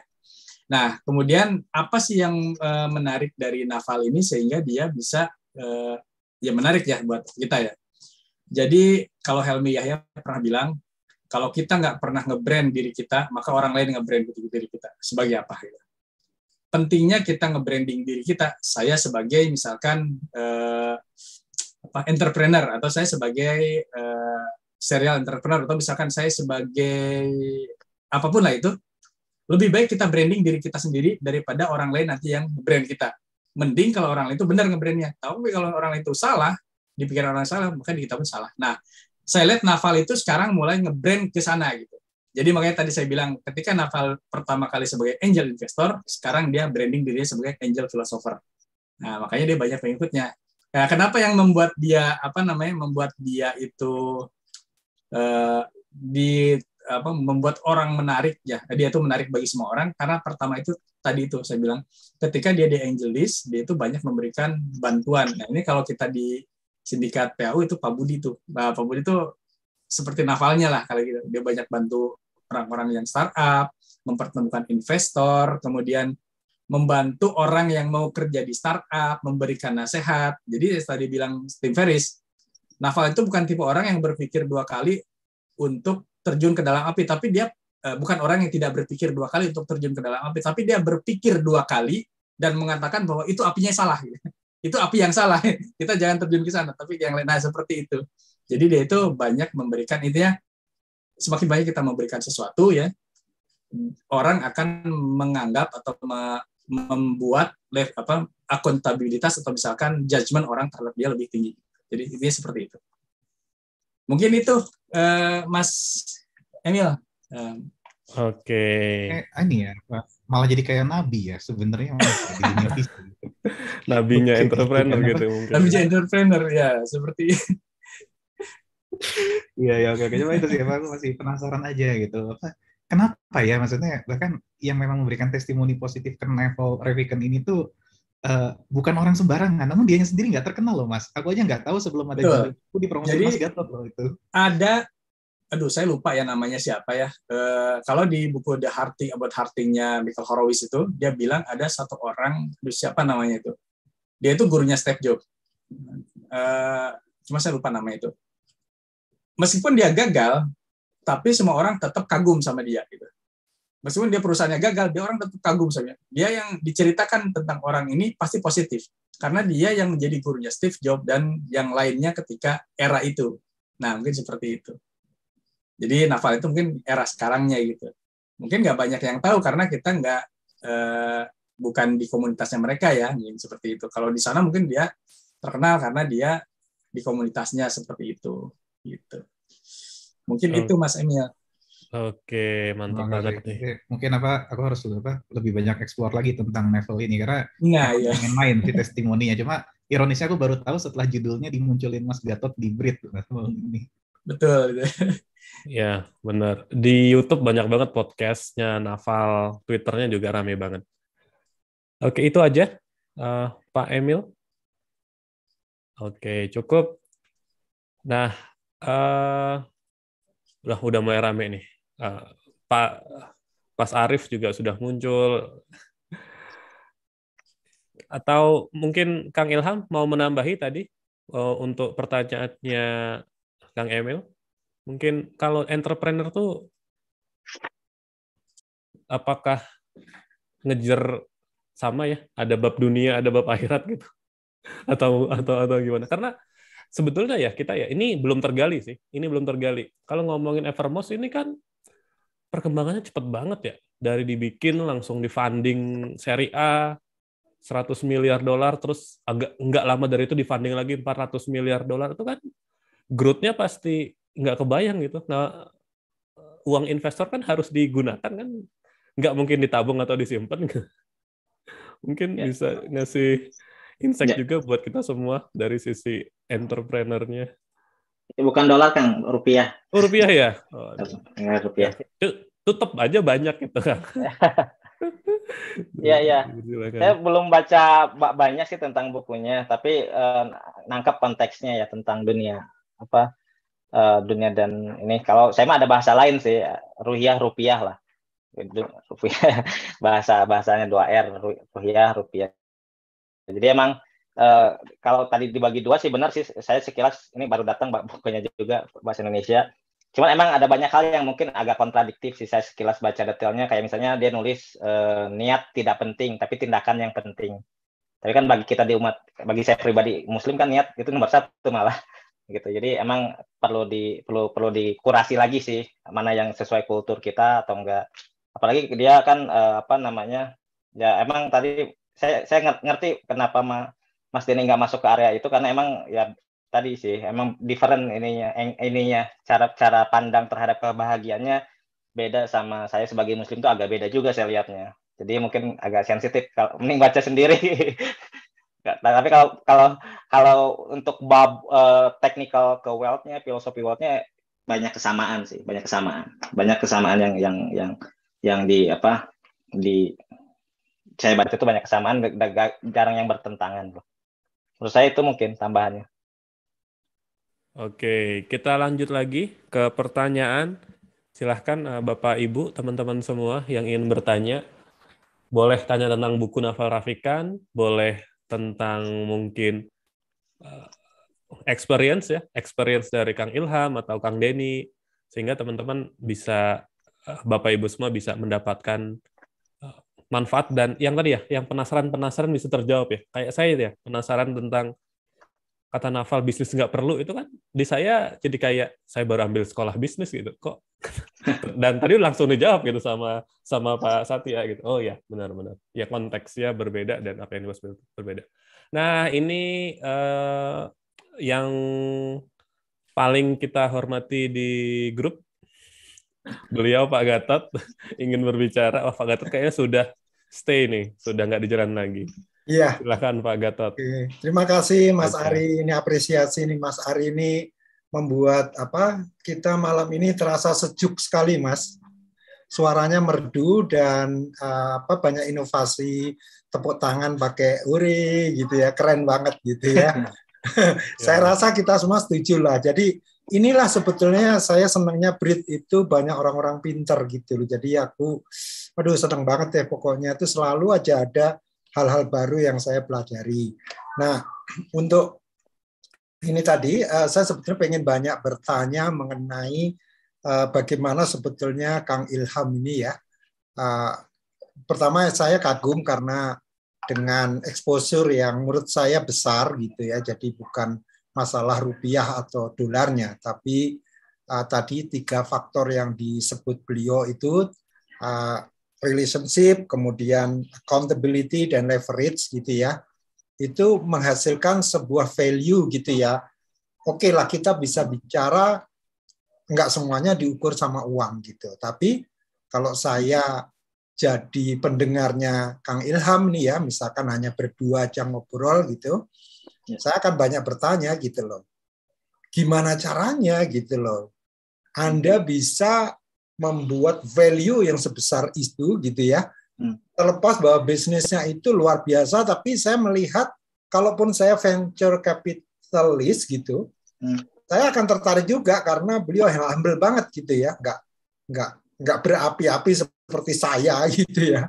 Jadi saya lihat humble banget dan saya bisa langsung trust levelnya tuh naik gitu. Jadi seperti itu. Nah, mungkin saya pengen tahu sejauh mana sebetulnya yang dikatakan oleh Mas Kang Ilham tadi, itu saya pengen tahu soalnya dunia venture capital itu seperti apa sih di Indonesia gitu. Mungkin kalau bisa Kang Ilham bisa berbagi gitu, karena itu penting sekali gitu. Silakan. Baik, makasih Pak Gatot atas pendalaman pertanyaannya. Ya, jadi sebenarnya kalau di dunia teknologi itu dunia yang sangat mengapresiasi kegagalan. Itu yang saya suka sih dibanding yang lain. Kenapa? Selama kegagalannya bukan masalah integritas dan cacat fraud atau apa, tapi kegagalannya karena benar-benar emang karena situasi eksternal atau karena hal-hal yang sifatnya bukan bab integritas lah. Itu ternyata mereka sangat menghargai itu. Ya, artinya kalau kita lihat hampir semua founder startup itu kan dapat uang lagi tuh. Elon Musk, PayPal, terus kemudian Tesla dan lain-lain. Kemudian ya saya juga ada beberapa startup sebelumnya gagal dan ini ya tetap aja dapat funding gitu. Karena ternyata mereka sangat menghargai itu gitu. Jadi bagi mereka kita udah belajar dari kegagalan itu selama bukan masalah integritas. Jadi itu sih. Kemudian ya yang mereka juga mungkin melihat salah satunya saya konsisten di dunia digital sih. Jadi di situ kemudian konsistensi itu mungkin yang mereka lihat juga gitu. Kemudian ya tadi circle saya juga circle yang emang saya bangun ke arah sana juga. Jadi leverage saya tuh ngebangun compound interest-nya juga ke sana juga gitu. Saya jadi jadi dapat terminologi baru nih tentang compound interest. Karena saya pribadi tuh emang apa namanya people skill banget gitu. Jadi emang ngebangun relasi kemana-mana gitu. Jadi itu mungkin yang itu. Ya alhamdulillah sih sekarang terus ya tadi ya karena haus belajar juga, jadi saya yakin kalau dimentorin sama orang yang lebih hebat itu pasti lebih cepat nih akselerasinya. Nah, bagi saya juga investor itu guru saya juga, jadi mereka banyak ngajarin hal-hal yang sifatnya kadang di luar pengetahuan saya yang sebelumnya. Nah, jadi kemudian ya saya pribadi open mind dan awalnya juga ya kayak sebenarnya to be honest kalau saya jujur, niat saya dulunya bukan uang, bangun Evermos juga gitu. Saya senang dengan dunia Islamic economy, makanya saya bangun Evermos gitu. Evermos itu kan singkatan ya, Everyday Need for Every Muslim. Disiplinnya syariah compliance. Karena saya passion di sana aja gitu. Saya merasa disitulah passion saya. Jadi tanda kutip dakwah yang dibayar lah kasarnya. Ya kan kalau kita lihat ulama-ulama terdahulu bersusah payah, saya masa inilah battle dakwah saya bagi saya pribadi itu. Jadi yang area ibadah sudah banyak, area muamalah nih yang belum. Sedangkan aspek logisnya penduduk kita banyak muslim, ini kok nggak ada yang spesifik fokus buat nge-solve banyak problem di sini gitu. Jadi saya lihat kalau ke area ibadah tuh mungkin sesama agama Islam atau berbagai mazhab itu ada perbedaan, tapi saya lihat kalau di bab dagang itu ternyata banyak persamaan. Mazhabnya satu ya, untung. Jadi selama kita bisa nge-manage integritas, kemudian bisa sangat bisa menghubungkan banyak itu sih sebenarnya. Jadi itu mungkin Pak Gatot yang saya jawab. Makasih nih Pak Gatot, saya sering nonton YouTube-nya. Saya terakhir itu nonton yang Pak Gatot tuh yang nge-review CEO Excellent ya, yang karya McKinsey.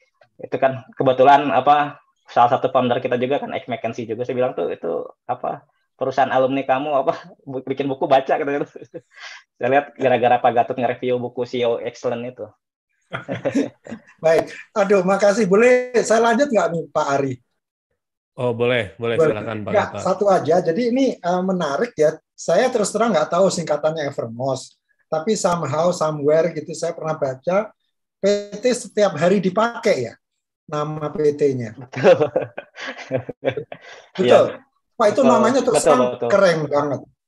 Itu keren banget namanya. Ya, jadi saya juga bercerita ya, artinya gini, saya selalu appreciate gitu loh orang yang benar-benar Indonesian giroh Indonesianya itu benar-benar ditunjukkan. Salah satu teman saya juga itu bikin perusahaan pengembangan diri ya, namanya PT Mekar Pribadi. Jadi bagaimana seorang pribadi itu bukan mekar tambah gemuk, tapi mekar kemampuannya gitu. Atau istilahnya Kang Denny tadi di buku ini adalah ya specific skills tadi itu harus dibangun gitu. Nah, saya baru tahu juga bahwa ternyata Evermos ini singkatan Everyday Use for Muslim gitu, something like that gitu ya. Nah, ini saya juga baru tahu. Jadi ini saya apresiasi karena memang niatnya juga dari awalnya memang tadinya bukan untuk uang ya, tapi untuk dakwah gitu. Tapi toh akhirnya bisa menggelintirkan investment yang sebegitu besar gitu. Terima kasih Kang Ilham. Satu untuk Pak Denny kalau boleh. Kang Denny bisa diceritakan sedikit nggak Kang Denny mengenai itu aja Pak, si Naval itu, karena saya juga termasuk yang lain nggak begitu tahu dia gitu ya. Apakah Naval ini juga pada dasarnya seperti ya Peter Thiel atau yang lainnya lah gitu, venture capitalist yang lain, atau dia berbeda gitu. Satu hal aja kalau mungkin Kang Denny tahu, Mas Denny. Itu aja Mas. Ya terima kasih Pak Gatot. Sebenarnya emang kita nggak tahu banyak ya tentang Naval ini. Saya juga nyari-nyari ini ceritanya gimana sih, apakah ada yang wah gitu kan, seperti Peter Thiel yang menjadi mentor buat semua orang gitu kan, selain sebagai angel investor gitu ya. Cuma yang saya dapat ya yang tadi di-share sama Mas Ari itu di depan, dia funding untuk puluhan startup sampai 70 kali exit dan lain-lain gitu kan. Nah, cuma yang lebih klik di saya itu ketika dia mendirikan Angelis itu. Jadi dia nggak cuma investor, tapi dia mempertemukan investor, startup, dan membantu orang-orang yang mau masuk ke startup. Gitu. Jadi kayak mentor gitu seorang. Bedanya ya mungkin sama ya. Peter Thiel dia kan mentor juga itu. Mungkin itu zaman sekarang gitu Naval Ravikant. Cuma kita nggak kenal karena mungkin kita bukan di komunitasnya. Kita taunya cuma siapa yang pendiri Tesla dan lain-lain gitu. Sedangkan untuk kan di kita juga sebenarnya kita nggak terlalu banyak tahu kan siapa sih angel investor yang kita tahu gitu, yang paling terkenal. Kita juga nggak tahu kan di dunia investasi. Mungkin Pak Maulana yang ngerti itu. Pak Maulana kemarin kan lebih banyak di investasi. Gitu. Buat kita yang mungkin taunya dari kacamata startup, mungkin tidak begitu mengenal. Gitu. Oke, wah luar biasa nih. Pertanyaannya Pak Gatot memberi warna, menggali lebih dalam ya. Oke, ada lagi yang ingin bertanya di komentar atau langsung ngomong? Jadi saya kalau boleh menyimpulkan ya, kalau boleh menyimpulkan tadi jawaban dari Kang Ilham dan Kang Denny ya. Kalau Kang Ilham tadi bilang bahwa ya tadi seperti yang tanyain Pak Gatot, Evermost. Itu pertanyaan saya juga Pak pertama kali. Kang, kenapa? Itu ada di YouTube saya. Kenapa ngedirin Evermost? Kan kayak marketplace muslim. Pada awalnya saya melihat itu kayak marketplace muslim. Kan langsung head to head ke Tokopedia ya. Tokopedia, Bukalapak. Sudah banyak pemain besar. Kenapa mendirikan itu? Dan ya jawaban Kang Ilham sama seperti yang tadi, bahwa ini kita spesifik dengan ya tadi tujuannya untuk niche muslim, dan ternyata sekarang emang berkembang luar biasa ya.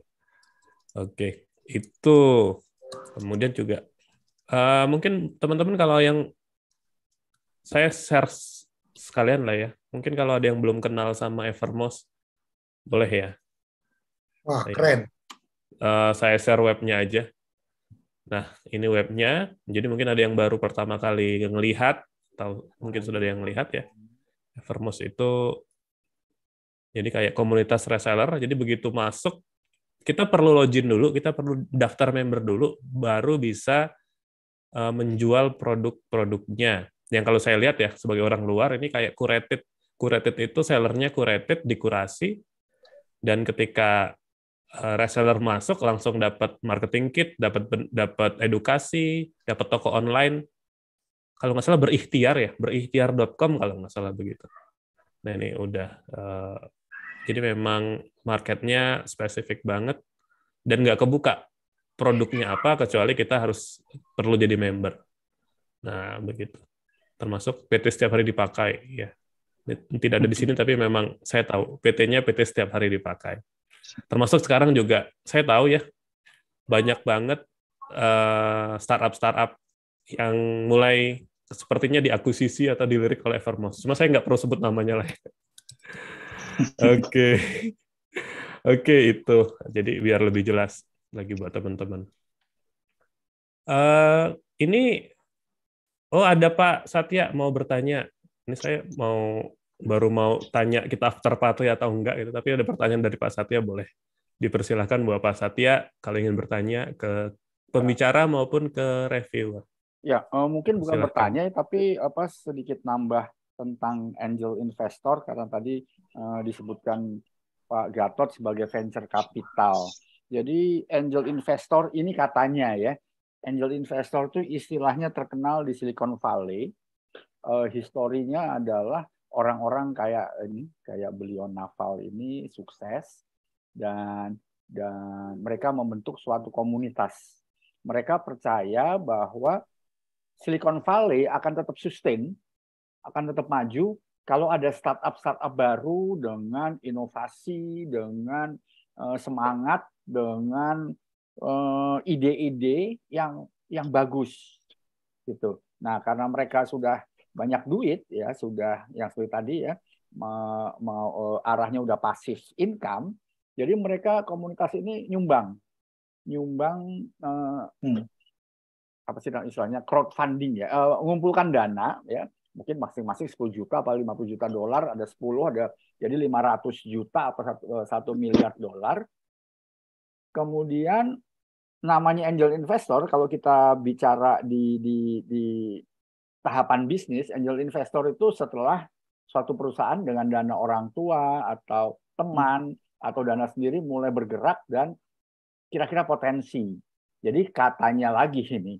Jadi yang dilakukan angel investor, mungkin dia memberi dana ke 100 perusahaan yang startup itu. Dari 100 perusahaan itu, mungkin yang berhasil katanya nggak sampai 5%. Jadi mungkin hanya 5 yang berhasil. Tapi 5 yang berhasil ini mampu mengembalikan dana yang sudah dikasih ke 100 perusahaan berlipat gitu. Jadi misalnya 100 perusahaan tadi dikasih dana total misalnya 700 juta dolar ya, 100 perusahaan. Nah, dari 700 juta dolar ada 1 atau 2 yang berhasil, itu dia bisa kembali mungkin 2 miliar dolar, 3 miliar dolar gitu. Jadi itu yang saya tahu mengenai definisi angel investor. Jadi berbeda dengan venture capital. Venture capital itu terlalu ribet, traction-nya juga harus tinggi gitu. Kalau angel investor ya sebar-sebar itulah, sebar-sebar dana, siapa tahu ada yang berhasil. Ya hebatnya lagi katanya sih return dari angel investor nggak kalah sama return dari venture capital. Nah, yang saya pikirkan gitu ya, saya nggak tahu Pak, kalau tadi Pak Denny sudah bicara ya, kayaknya nggak ada pembicaraan mengenai angel investor ya. Yang saya pikirkan di Indonesia mungkin nggak ya dibuat kayak angel investor begitu ya. Orang-orang yang sudah berhasil di startup ya, seperti tadi ya, Evermost ya udah berhasil, kemudian yang saya tahu eVisery, kemudian mungkin Ruang Guru, Esteh gitu, dia ngumpulin satu komunitas, taruh duit di sana, terus berusaha meningkatkan startup itu gitu, karena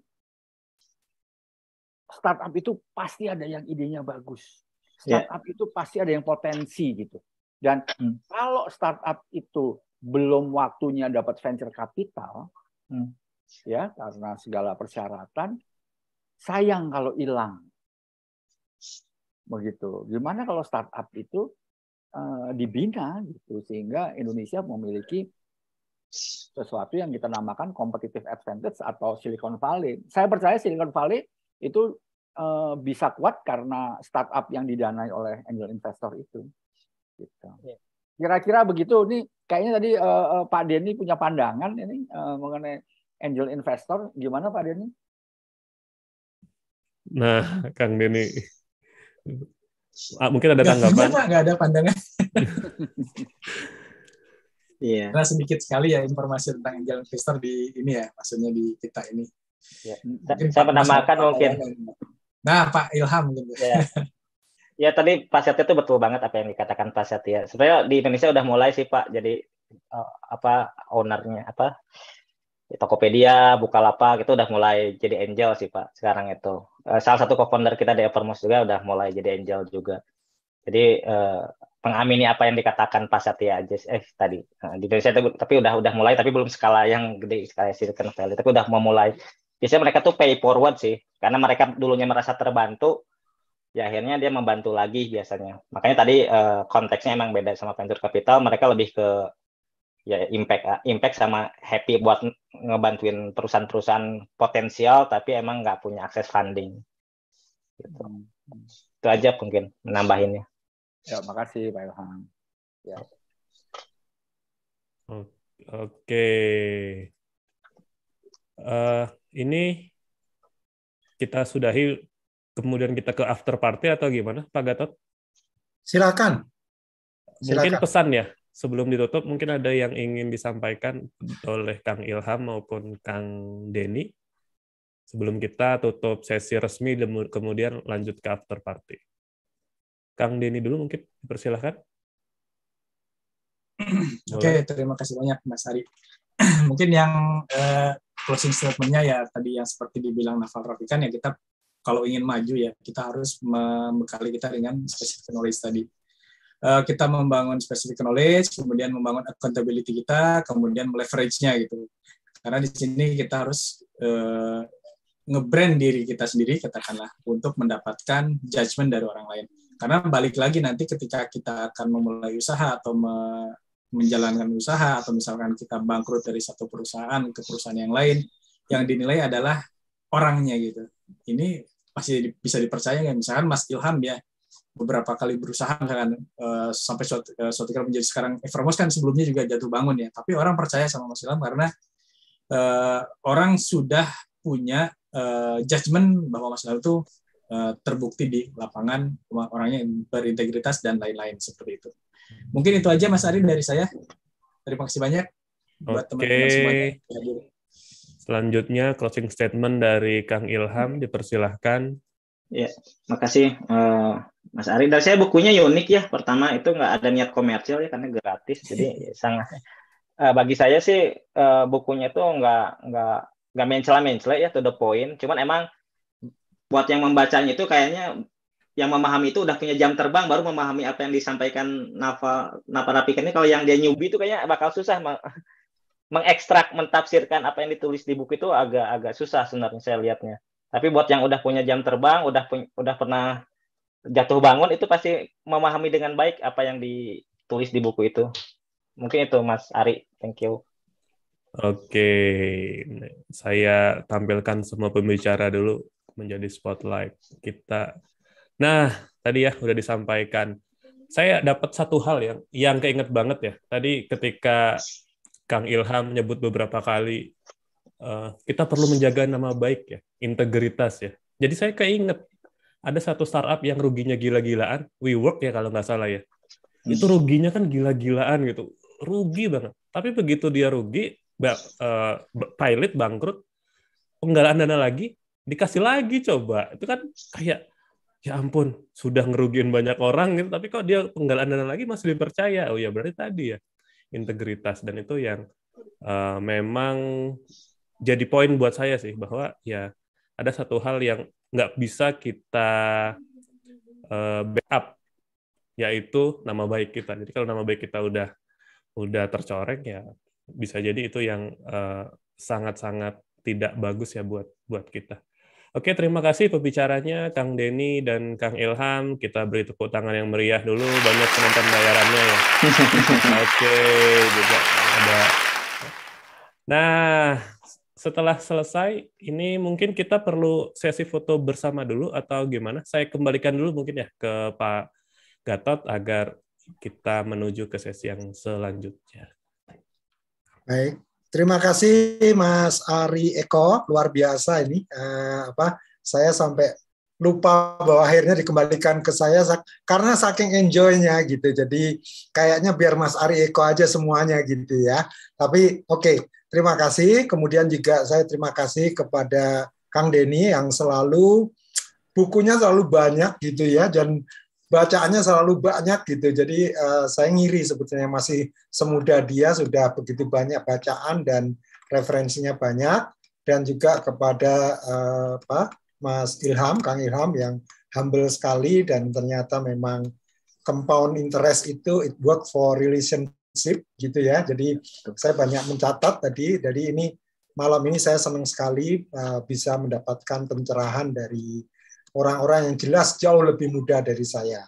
Baik, saya akhiri dengan statementnya Rafikan ya, yang menurut saya juga bagus, adalah dia mengatakan kunci sukses adalah be a perpetual learner.